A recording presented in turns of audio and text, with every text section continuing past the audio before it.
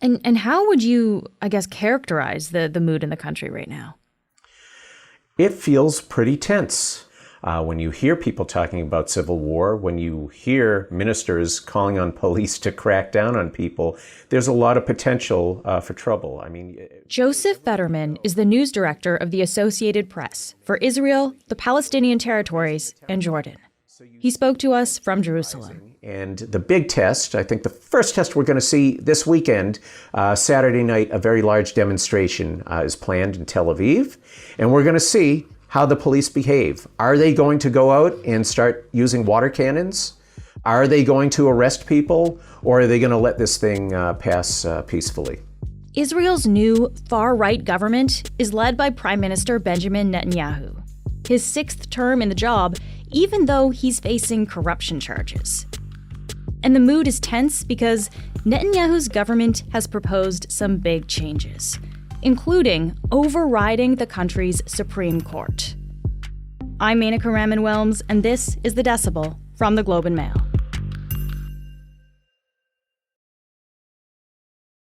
Josef, thank you so much for taking the time to talk to me today. Thanks for having me on again. So Israel's new government was sworn in just over 2 weeks ago, on December 29th. And since then, there have been a number of controversial changes and incidents that have happened as well. But just to give us kind of one key example, maybe, can you tell us what happened this week? The government already, 1 week into power, has announced plans for a massive overhaul of the legal system. They think the legal system is too liberal. It has too much power, and they want to move power back into the hands of Parliament and the Prime Minister. That's where most of the action is.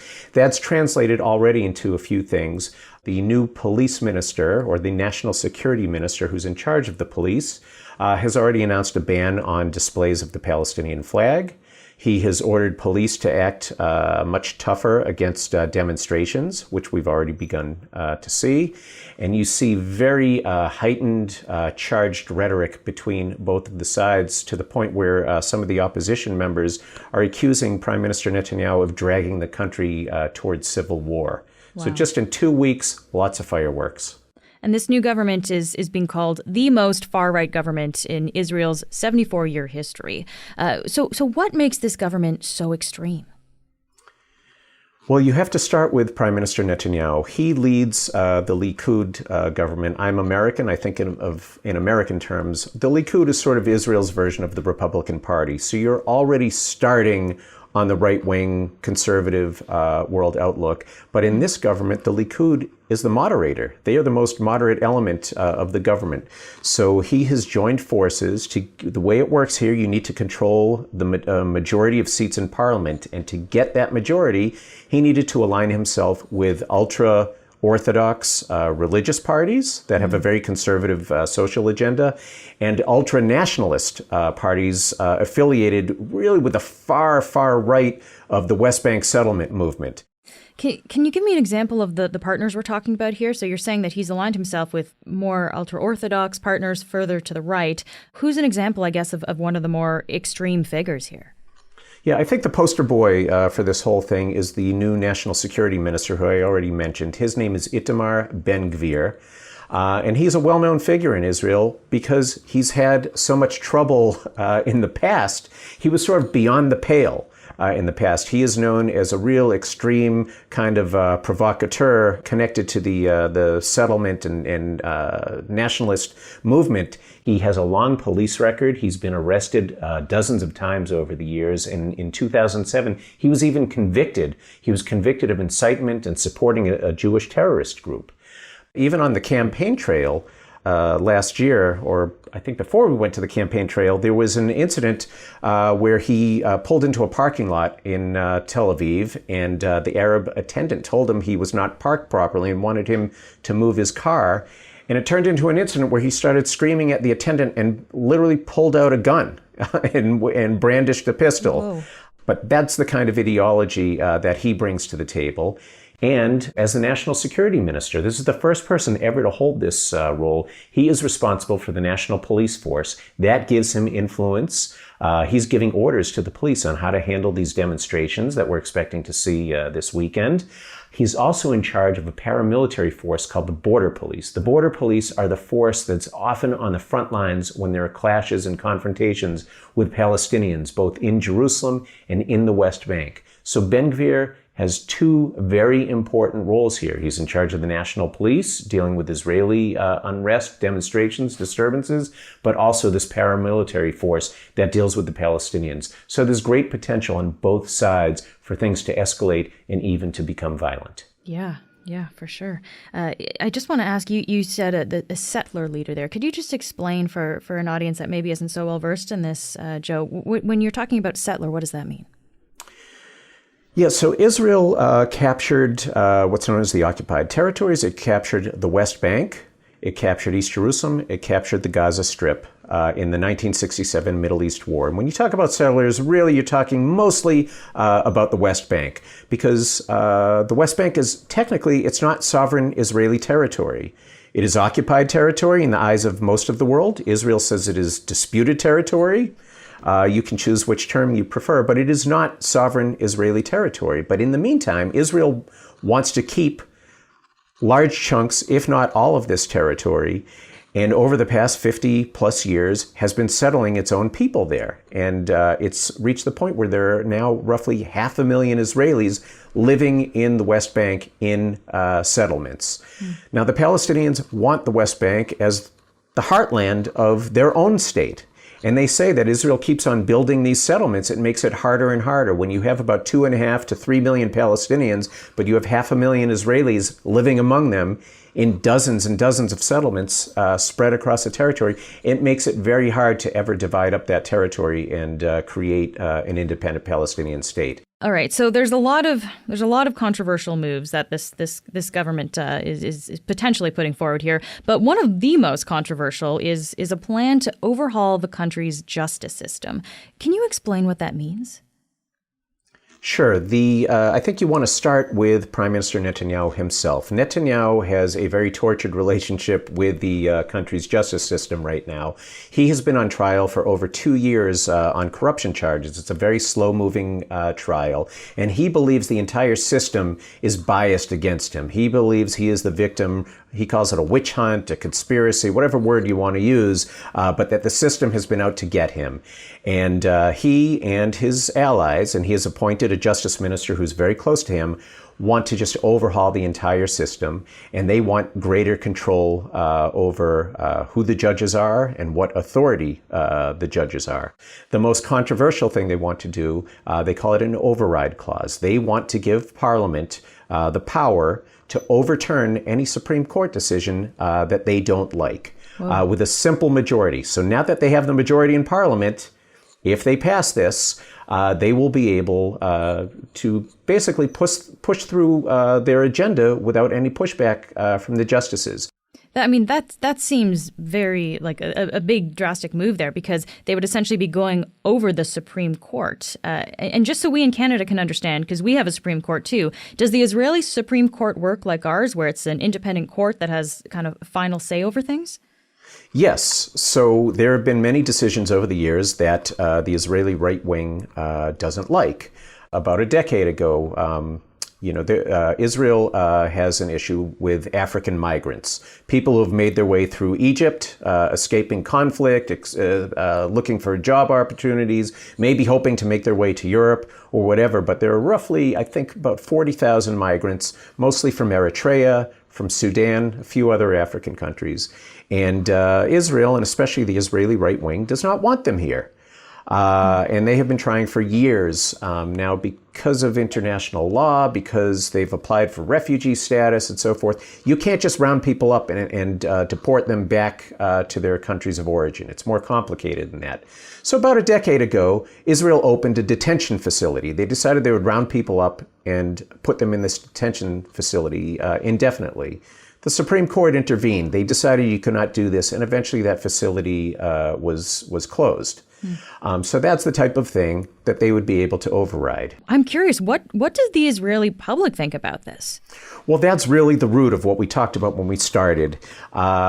You don't see much of a debate anymore about the Palestinians and the territories and the settlements. What you do see is a huge debate now over this judicial overhaul, because the critics, and there are many, say, you're demolishing a system of checks and balances. You're demolishing a very fragile democracy. And that's why you see people, it's not just human rights groups, it's not just civil society groups. They were kind of leading the charge when this is more theoretical.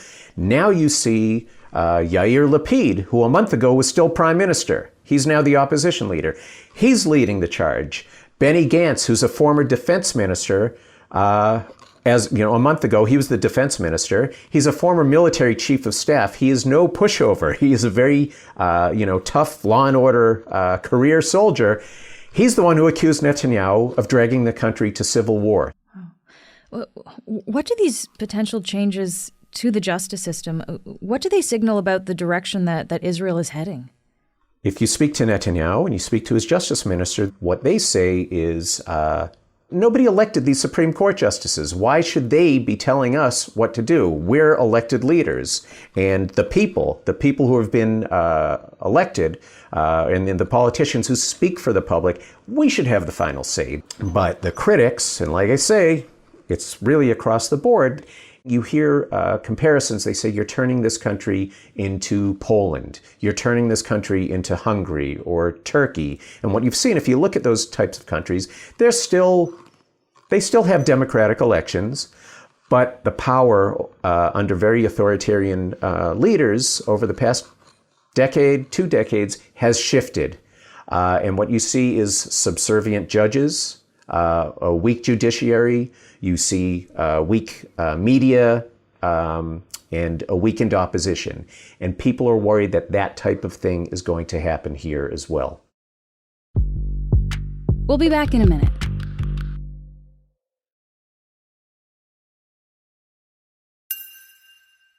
Okay, so we've been talking about some of the potential changes to the justice system. Let's look at the laws that could be overturned here. One of the big concerns is around LGBTQ rights. What's happening there? So Israel has a pretty good track record of LGBTQ rights. They do not have, again, there's a lot of power. It's complicated because there's a lot of power in the hands of ultra-Orthodox, very conservative parties. But for the most part, Israeli society is relatively tolerant. There's no same-sex marriage, but there are sort of civil unions. Key institutions, the government, even the military is very open when it comes, to gay soldiers. But what you've heard are voices, and you see it actually in the guidelines of this new government. So there was a minister who basically was calling for discrimination. She said, well, if a doctor is religious and he doesn't, if something goes against his religious views, he shouldn't have to treat gay patients, for example.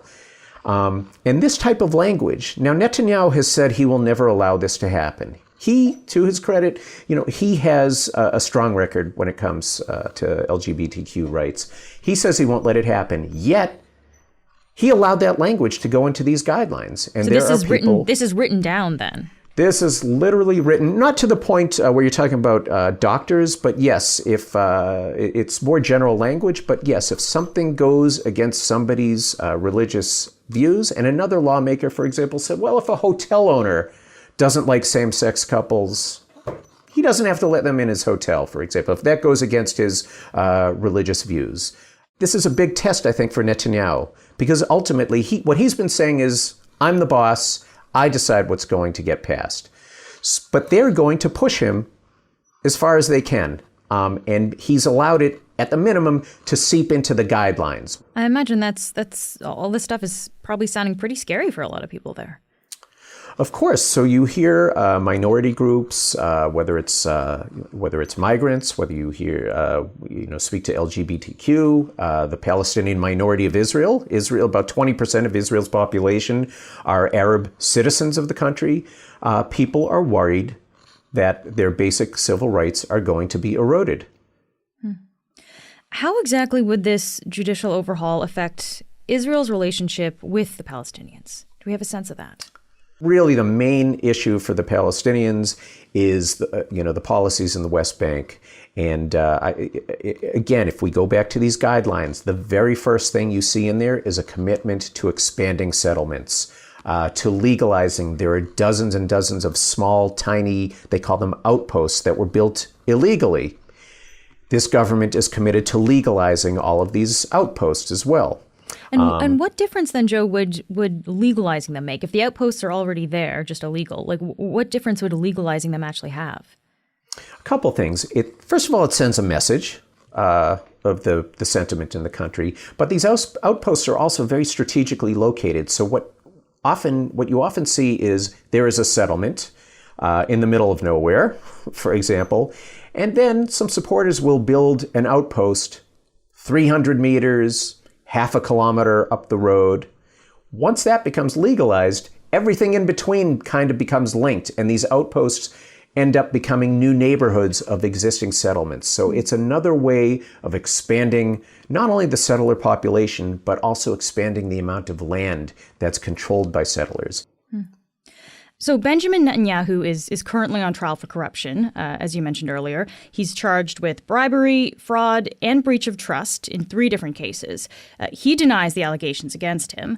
But would overhauling the justice system have any effect on his trial? Absolutely. And that's really the most important thing here. Because his partners, not necessarily the Supreme Court changes, that's another area that they're fighting. But some of the other changes they're talking about is they want to wipe away some of these charges. They want, for example, breach of trust. There are many figures in this coalition who say, breach of trust, what is that? It doesn't really make sense. It shouldn't even be a crime. So they want to abolish that charge. If that goes away, then part of the trial goes away. So the idea is let's get rid of the charge and therefore he can't be charged with it? Yes, that's one of the ideas they're talking about. Another thing they're talking about is finding a way to either sack or force the Attorney General out of office and install a much friendlier Attorney General who's going to say, you know what, this whole case is flimsy. They never should have charged him to begin with. I dismiss it. They may find a way to freeze the trial indefinitely, and it will just kind of float away over time. So there are all sorts of ideas that are bouncing around, and his partners support all of these things, and that's why he has been so generous in giving them so much authority. Wow. And even with these charges even when he's facing these charges, he can still sit as prime minister in the Knesset, in the parliament? Yeah, that is one of the flukes of the law here. If a cabinet minister, a regular cabinet minister, is charged with a crime, they have to step aside. That doesn't apply to the prime minister. So he can, unless he is convicted, he can continue to be prime minister. Is there any chance that this government might back away from some of their hardline policies? Is that an option? I think U.S. opinion does matter. I don't think they can stop everything, but they certainly can restrain things. And then another interesting thing to keep our eyes on are Israel's new Arab allies. In 2020, during the Trump administration, there were these the Abraham Accords, 4 diplomatic accords establishing relations with 4 Arab countries that did not have full relations with Israel at the time. The biggest one is the United Arab Emirates. That's the biggie. Israel has very warm relations with the UAE right now. Netanyahu he talks about expanding, he calls it the circle of peace. His dream is to bring in Saudi Arabia, which is the most powerful Arab country in the Gulf, very wealthy, powerful country. If they push ahead with this agenda, it will become difficult to bring in Saudi Arabia, and it could even become difficult to maintain the relationships with countries like the UAE, just because of public opinion in the Arab world. Now, Itamar Ben-Gvir, for example, I'll give you an example. One of the first things he did days after taking office is that he paid a visit to Jerusalem's most sensitive holy site. It is revered by the Jews, but today it's home to the Al-Aqsa Mosque, which is a very important site in Islam. It's a very important site to the Palestinians. And he went up there kind of in a show of force 2 or 3 days after taking office. Now, the visit was legal. He didn't do anything illegal, But it was seen as a provocation because the type of message that he was trying to send, that we're in charge here. And when that happens, the Palestinians feel very threatened because they think that there is a plot underway to either divide up the site or even take it over at some point. And what you saw immediately after that visit, the UAE spoke out against it and said, hey, this was not a good idea. So, long answer to your question, but Israel's new Arab allies, which are very important to Netanyahu, they could play a role in restraining this government. Making these kinds of changes to the justice system is, of course, a big deal here. When do we actually expect these reforms to start happening? They've already begun drawing up the legislation. It's expected to be submitted in the coming weeks. And there have been reports where they want to start implementing things as soon as March. And when the Justice Minister announced this overhaul, he said, this is just the first stage. He has other things in mind. I don't know what they are yet, but this is just the beginning. Just lastly here, Joe, Israel has had 5 elections in less than 4 years. And those previous governments that were formed, they didn't last long. So will this government, this coalition that's been formed now, will it actually last? It seems like it will. We've already seen opinion polls. One TV station with one of the top pollsters in the country, he ran a poll about a week ago, and they asked people, if we had another election, how would you vote? And it showed that we'd end up with deadlock again. Polls have shown that most Israelis don't like the overhaul of the Supreme Court. They don't like some of these things when it comes to religious coercion and so forth. So they have a lot to lose to go back to another election. So it seems that it should be able to last. Coalitions do have a habit of falling apart before their full 4-year term. But this is not the same type of thing that we saw in the previous times where we saw very short-lived coalitions. There's a lot of glue keeping these guys together. And it seems like, at least for the medium term, they're going to be able to push ahead. Joe, thank you so much for taking the time to walk us through this today. Thank you. That's it for today. I'm Menaka Raman-Wilms. Our producers are Madeline White, Cheryl Sutherland, and Rachel Levy-McLaughlin. David Crosby edits the show. Kasia Mihailovich is our senior producer, and Angela Pacenza is our executive editor.